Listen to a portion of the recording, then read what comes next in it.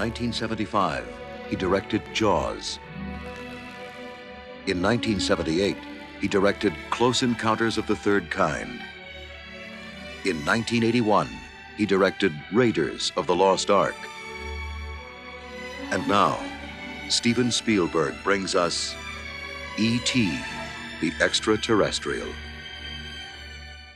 E.T. was on my mind maybe for 15, 20 years, perhaps for a number of years, somewhat subconsciously, as a fantasy of mine, as a way to, to make myself feel less lonely in my life.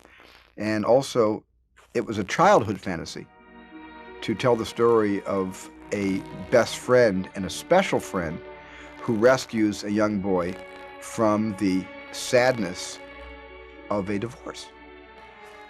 So E.T. sort of came about in stages for me. I was the writer, and then I became the associate producer on the movie. And I think the main reason I was associate producer is so that I would feel obliged to show up every day, which I probably would have done anyway. But I was lucky enough to be involved with many different aspects of the movie as it went along, including the shooting, of course. But in pre-production, I got to sit in on the casting, meet all the children.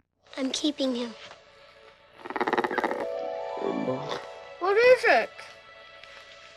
He won't hurt you, Gertie. I was in town, and I had done 2 other things before that. And I was doing post-production work on one of these projects, and didn't really even have an agent. And somehow I got this meeting set up and went in for an audition. Can't take him. Well,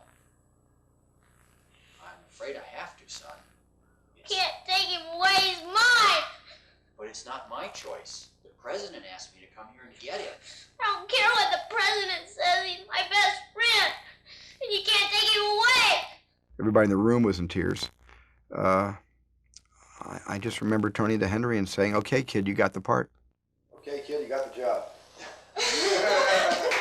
At first, he really just wants to meet you and get to know you, and I was so happy to have a grown-up that would listen to me talk, and he believed in my stories, and he loved them, and it made me feel so good and alive. She's 6 years old, and she told me that she's going to do a 20-city tour in America with her punk rock band. And then she kept making up stories, and they got bigger and bigger and bigger and wilder and wilder, and she just blew me away. I mean, there was no second choice. I mean, Drew Barrymore was the first choice for this part. You can't tell, not even Mom. Why not? Because grown-ups can't see him. Only little kids can see him. Give me a break. Actually, interviewing with him was really good because he was saying, what do you like to do? And I said, ride bikes and, play Dungeons and Dragons. And he said, well, that's in the movie. And it was just a real natural, relaxing interview. Well, I thought Robert was just a really good actor. He had stage experience. He was the most professional of all the kids. And he was the one that really, was the anchor because he had worked and he had been in front of people before acting, and he was real solid.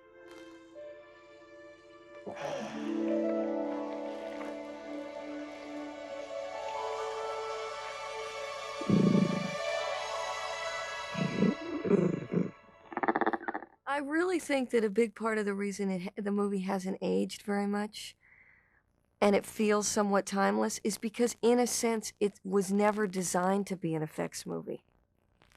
And so, even though we had to create that creature with the technology that existed then, Steven shot E.T. as a character.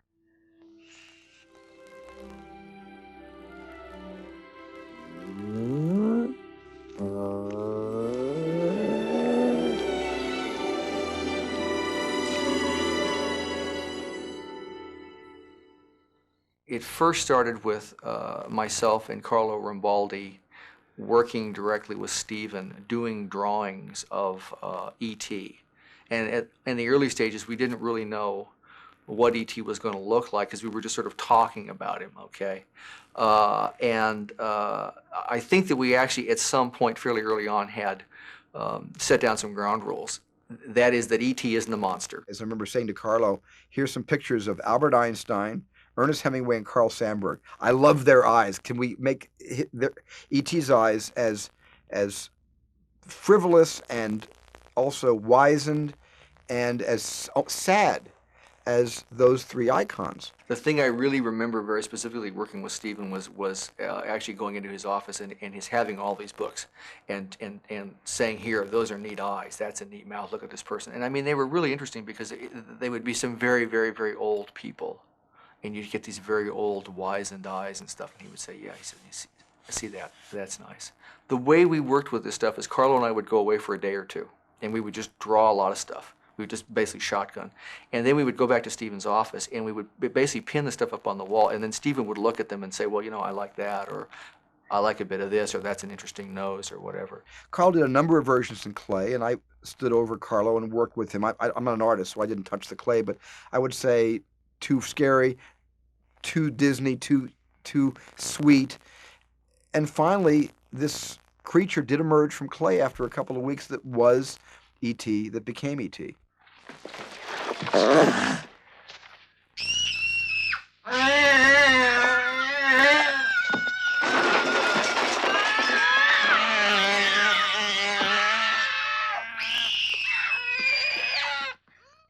It was always very real to me. Yeah.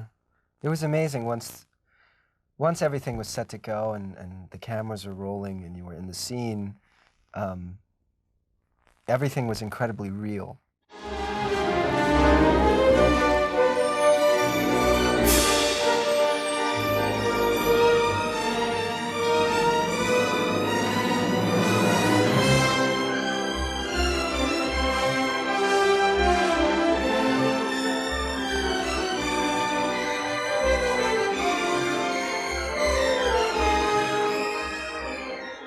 He is the cutest alien I have ever met and seen.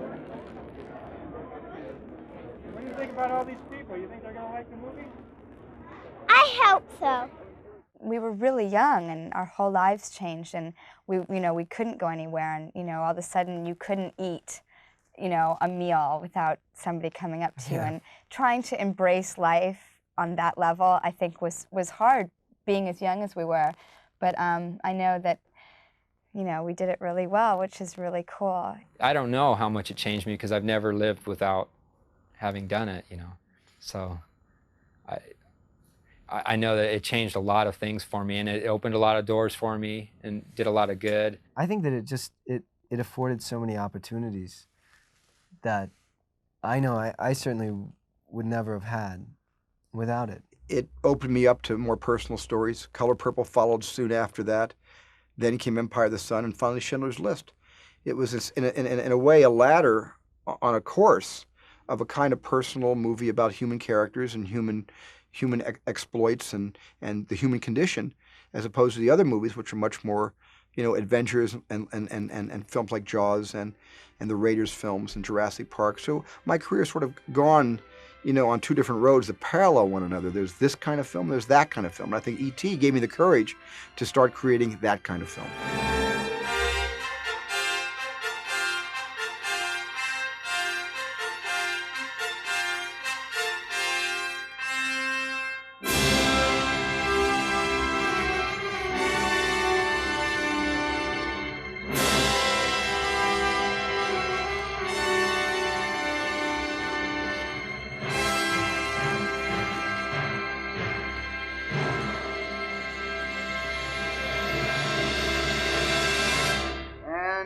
Lovely cut. Beautiful. Beautiful. Like that.